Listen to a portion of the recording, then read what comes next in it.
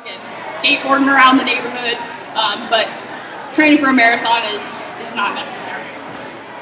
Some things. Anybody have any idea of things that the anaerobic training does for our health?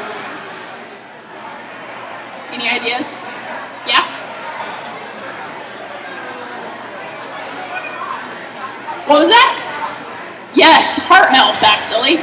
It does, it increases oxygen to the blood, it increases stroke volume, so how much blood one heartbeat pumps through our body, so that makes our heart stronger, increases pulmonary health, so oxygen, there's this thing called VO2 max, how much oxygen we can intake. That impacts our resting metabolic rate, so how many calories you're burning just sitting around here. All kinds of cool things. Bone tissue adaptation, so when you do resistance training, our body responds by building, strengthening our bones, not just our muscles. So it can be great for people with like beginning stages of osteoporosis. Another cool thing, regular resistance training, which is what pull is, it's resistance against our own bodies and gravity. It's been shown to increase insulin sensitivity, meaning the body can intake and utilize glucose more effectively. So great for people with diabetes. And then finally, addressing the question about weight. Don't I have to train aerobically if I want to lose weight? Don't I have to get on the treadmill? Don't I have to get on the elliptical? Now this is a valid point or question because, like I said, the aerobic system is the system that actually uses fatty acids. But to answer that question, the process of burning fat is more than just what we call oxidation, which is aerobic metabolism.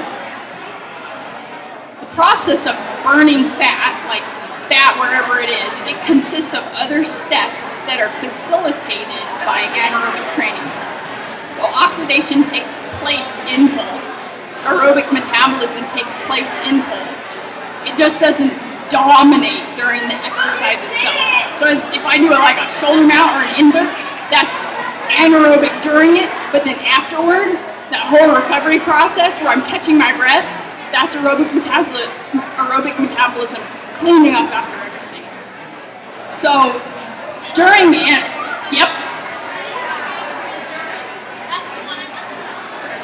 anaerobic endurance, yeah. So that would be higher reps, but less than 20. So when I said 10 to 15 reps, the best way I tell people to train for anaerobic endurance is stay off the ground. So you want to feel that burn, and then you want to breathe hard. That's pretty much it. You want to push yourself. That's the best way to train for endurance. Stay off the ground, in a short answer. Off the pole sprints, sprint intervals are a great way to train anaerobically. Not jogging though. So in anaerobic training, hormones are released from anaerobic training. Catecholamines, so flight or flight. Epinephrine. So epinephrine is used, it goes into your fat stores, and it releases those fatty acids into your bloodstream. So anaerobic exercise does that. It releases those. It says, come, it's okay to come into the bloodstream. We need you.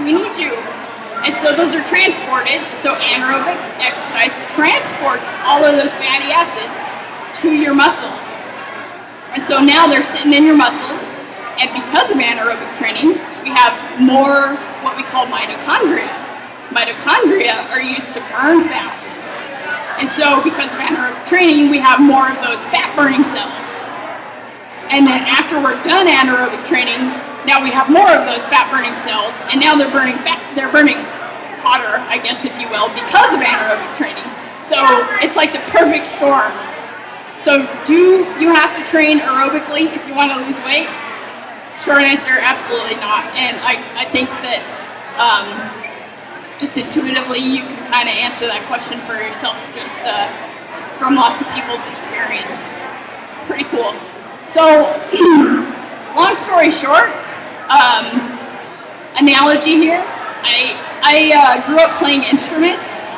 I took music classes, and I played the recorder. But now I play guitar, and I wanted to get good at guitar, and so I practiced the guitar. Now, when I decided I want to get good at guitar, I didn't go back to practicing the recorder. And that makes sense, right? Because I want to get good at guitar. So the same thing applies to pole. Just because music is music, I don't play any sort of music to get better at guitar. So exercise is exercise, but to get good at one thing, you don't do any sort of exercise. You gotta focus on the type of metabolic system you're stressing to get better at that type of metabolic system. Make sense? Cool.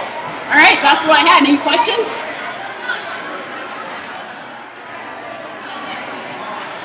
Frequency of training. Oh boy, I could spend a whole lot of time.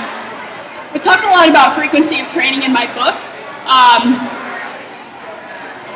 Usually you want to stress a major muscle system every 2 to 3 days. So if you're pulling really hard your whole body, that means you want to pull every 2 to 3 days, so maybe 2 to 3 times a week. Yes. Lactic is from glycolysis. I could also spend a whole probably 2 or 3 days talking about that. It's actually not lactic acid that causes the burn. It's the use of ATP that causes the burn, but it's anaerobic. Totally anaerobic system. Anything else? I'm at your use here. Yes.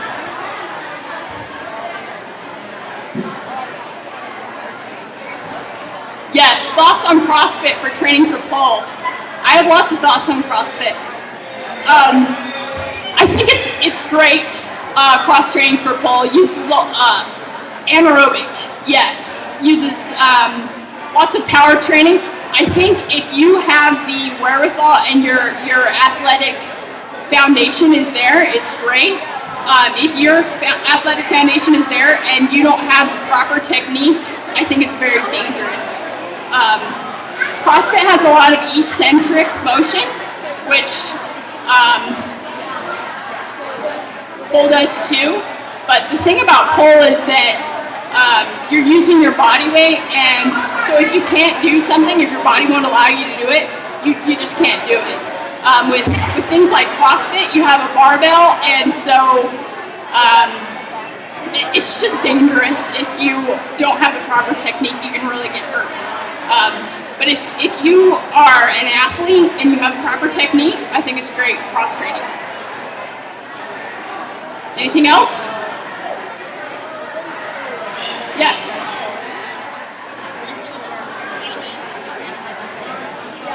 Okay, if you have symptoms of overtraining, what kind of exercises should you do? I suppose it depends on what sort of symptoms of overtraining and what place in your training you are. If you got my book or if you've read my book, there's a concept called periodization, and depending where you are in periodization, you're going to want to be undertrained or overtrained or kind of that. But overtraining is kind of the biggest problem, I think, in pole probably. And the short answer to that is rest. If you're overtrained, you just gotta rest. There's some active rest things you can do, light aerobic training that may help.